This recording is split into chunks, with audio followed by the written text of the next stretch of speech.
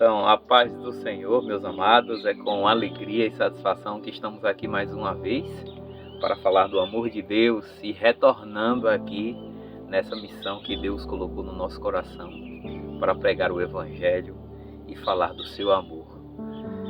Fizemos essa pausa por necessidade mesmo, por propósito, e que Deus possa neste momento manifestar o seu poder e a sua graça para a honra e glória do seu nome através dessa palavra.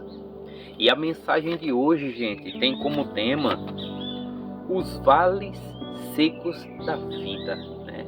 E eu vou trazer três orientações para que nós possamos seguir quando passarmos por esses vales de ossos secos, para quando passarmos pelos vales que nos deixa de certa forma tristes, cabisbaixo, que nos deixa de certa forma pensativos na vida.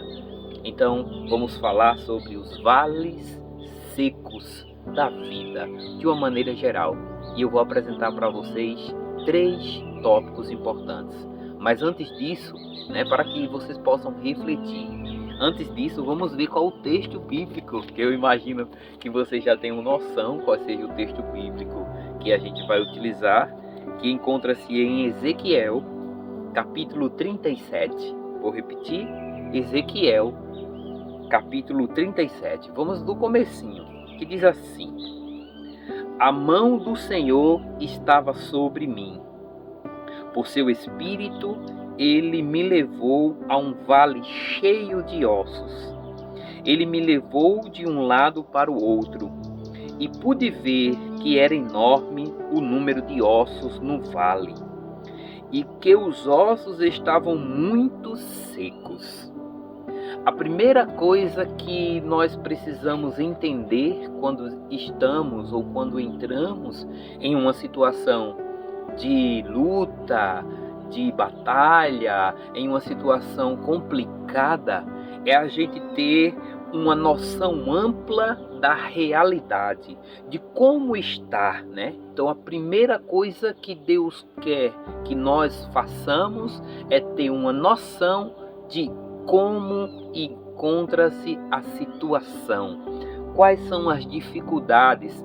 Quais são as ações que estão dificultando a nossa vida? Nós precisamos sair daquela zona de conforto e imaginar, não. Na verdade, a gente precisa ir adiante para compreender melhor a situação a qual nos encontramos. Então, precisamos sair da zona de conforto e analisar a situação de uma maneira mais prática e objetiva, sem passar pano, sem justificativas. A gente precisa sim analisar a situação de fato como ela é, assim como aconteceu aqui com Ezequiel, quando foi levado para esse vale. A primeira coisa que Deus o levou a fazer foi identificar e ver a quantidade de ossos que existia,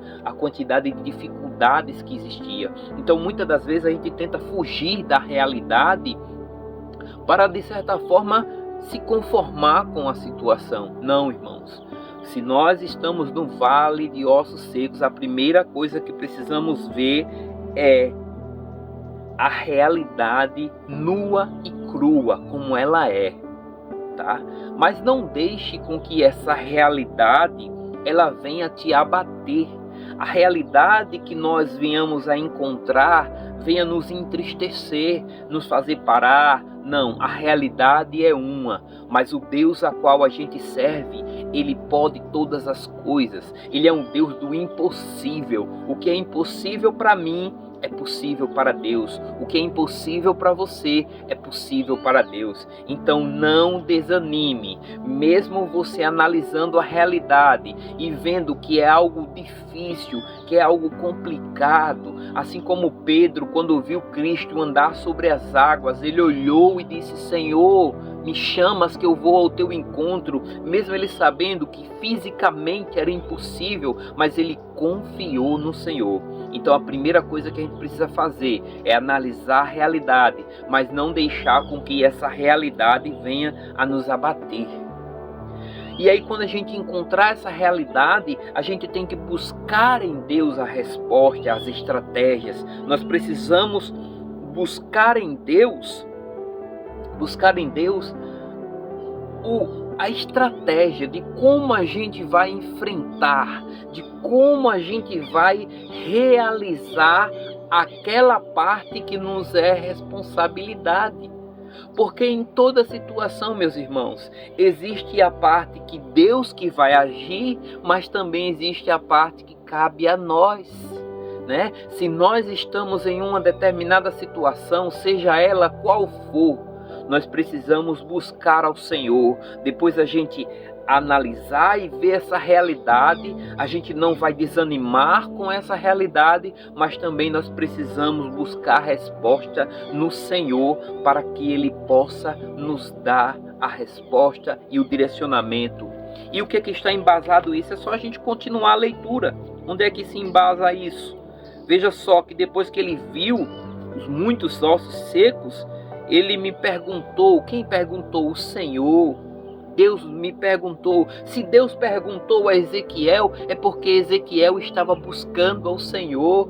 Como é que Deus vai trazer resposta se Ezequiel não estava buscando? Então Ezequiel estava buscando o Senhor depois de constatar a realidade sofrível, depois de constatar a dificuldade. Ele foi, não desanimou, colocou os joelhos no chão e buscou ao Senhor. É assim que tem que ser nas nossas vidas, irmãos.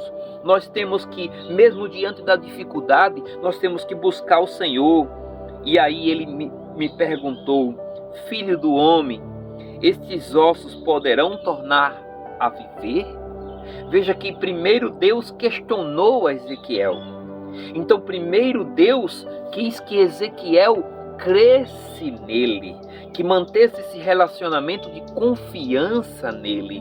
E aí Ezequiel foi e respondeu: ó soberano Senhor, só tu sabes. Então Deus sabe todas as coisas.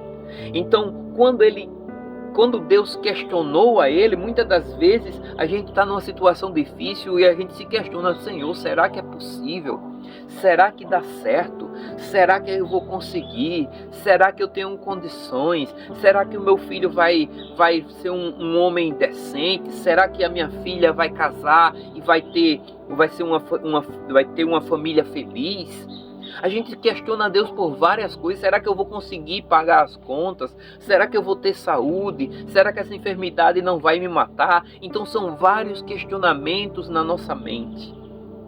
E aí Ezequiel, na sua fidelidade ao Senhor, na sua comunhão com Deus, ele diz: Senhor, só tu os sabes. Então ele já direcionou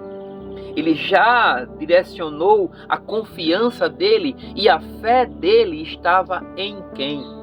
Estava no Senhor. E assim tem que ser nas nossas vidas, meus irmãos. Então, na nossa realidade, na nossa vida diária, a nossa confiança precisa estar em Deus. E a certeza de que iremos conquistar o que Ele nos prometeu está nele. Creia, meu irmão, não importa qual a sua realidade, não importa qual a dificuldade, não importa qual a luta. Creia que todas as coisas cooperam para o bem daqueles que amam, que esperam, que confiam e que estão no Senhor. E o segundo ponto, meus irmãos, que eu gostaria de destacar aqui é que logo após essa relação da realidade, corpo, alma e espírito, toda é focada na situação, né? Porque temos ações do corpo que precisamos executar nesse mundo material, tem uma ação espiritual que precisamos executar, que é a oração, que é a busca pelo Senhor.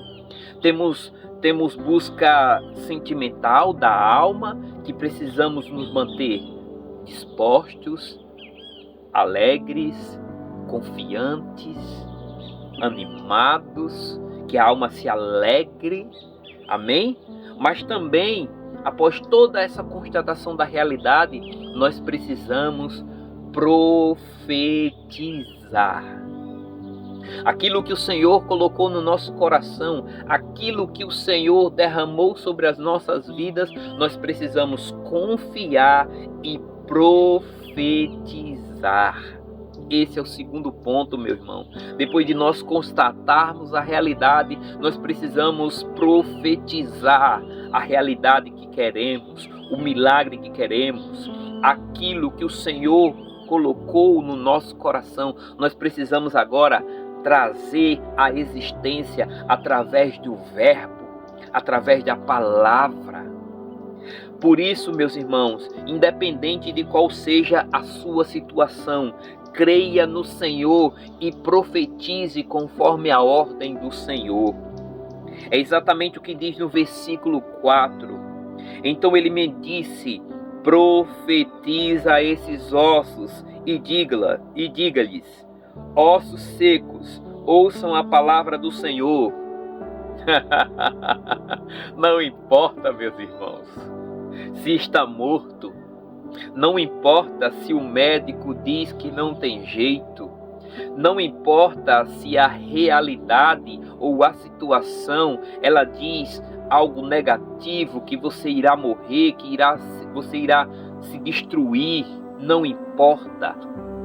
Profetize a realidade que Deus te prometeu, a bênção que Deus te prometeu. Os seus filhos serão uma bênção. A sua casa será abençoada, a sua vida será próspera, a sua família terá saúde. A prosperidade não se relaciona apenas com dinheiro, meu irmão, mas com felicidade e plenitude no Senhor. Então creia no que o Senhor te prometeu, porque eu sei, assim como você, eu também tenho as promessas que Deus colocou no meu coração. E eu não posso desanimar, eu tenho que confiar no Senhor e profetizar com confiança, crendo que o Senhor já irá cumprir. E não seja vago, meu irmão. Profetize crendo e profetize de maneira específica, literal, o que você deseja, a forma, a cor, o dia, o valor, a data, o momento, as palavras, as sensações, o que você deseja na sua vida. Profetize de forma específica e deixe Deus mover o sobrenatural, que você irá se surpreender. E onde é que eu me baseio para falar dessa forma tão específica? É exatamente quando Ezequiel fala: assim diz o soberano Senhor, a estes ossos farei um espírito entrar em vocês e vocês terão vida. Porei tendões em vocês e farei aparecer carne sobre vocês e os cobrirei com pele. Porei um espírito em vocês e vocês terão vida. Então vocês saberão que eu sou o Senhor. Glória a Deus. Veja que ele é específico. Fala de tendões, fala de músculo, fala de espírito, fala de vida. Aleluia. Seja específico, detalhista no que você vai profetizar na sua vida. Jamais profetize maldição sobre a sua vida, porque a boca tem poder para abençoar e para amaldiçoar. Creia, meus irmãos, que a sua boca, a sua palavra, quando está firmada em Deus, quando está alicerçada no Senhor, quando você tem fé e crê no Senhor, você vai profetizar e isso vai se realizar. E essa ação, meu irmão, ela irá edificar cada vez mais a sua fé. Não deixe que as circunstâncias digam não. Diga o sim do Senhor. Vou repetir. Não deixe que as circunstâncias digam não. Diga o sim do Senhor. O vale de ossos secos nas nossas vidas, ele tem um propósito. Ele precisa acontecer muitas das vezes para que a nossa fé aumente, para que nós possamos buscar ao Senhor, nos firmar nele, mas não só isso, para que se manifeste a glória do Senhor, para que o nome do Senhor seja glorificado nesta terra. Amém? E o último ponto, meus irmãos, que eu gostaria de falar com vocês em relação aos vales secos da nossa vida, é que após você profetizar, haverá nova vida, haverá uma nova criatura, haverá uma nova situação. Mas antes disso, meu irmão, aceite a vida, aceite o processo, aceite e viva o processo. O processo ele pode ser doloroso, o processo ele pode ser misterioso, você pode não compreender muito bem. Você pode não saber muito bem como vai ser, o que vai ser feito, mas continue profetizando. Aceite o processo. Aceite o processo, porque todo milagre do Senhor passa por um processo. Até quando ele veio e enviou o seu Filho amado para nos salvar, o seu Filho amado teve que passar por um processo de dor, um processo de restauração, um processo de evangelização, um processo de cura, um processo de libertação, um processo de tentação.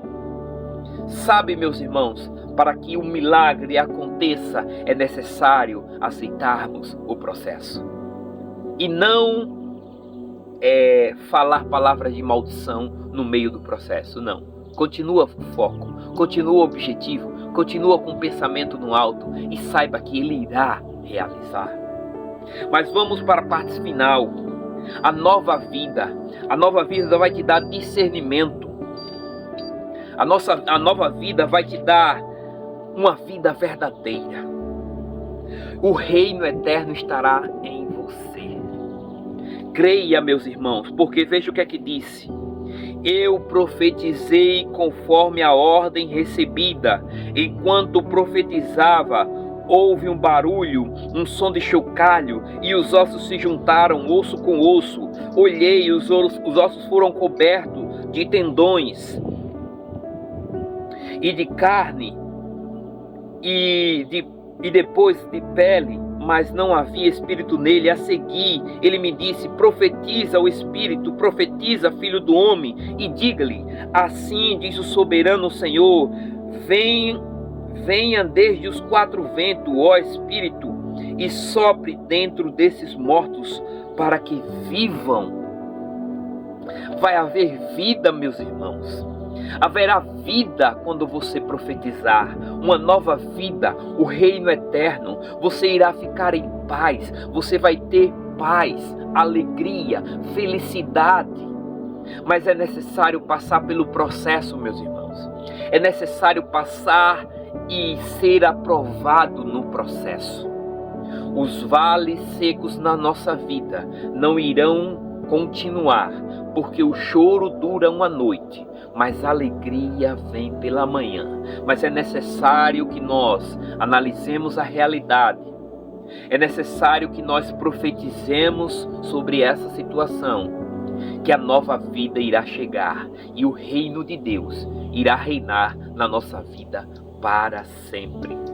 Porque assim Ele prometeu e assim se cumprirá. Assim como foi em Ezequiel 37, assim será na sua vida e na minha vida. Um ótimo dia a todos e que Deus continue abençoando rica e poderosamente as nossas vidas. E até a próxima, se Deus quiser. Amém. Tchau, tchau.